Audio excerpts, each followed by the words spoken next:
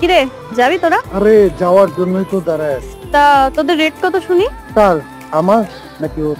দুইটারই।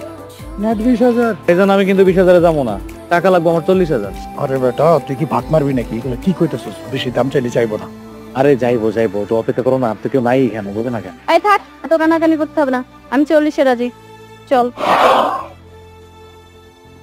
আল্লাহ আল্লাহ, তুমি আমাকে মাফ করে দাও।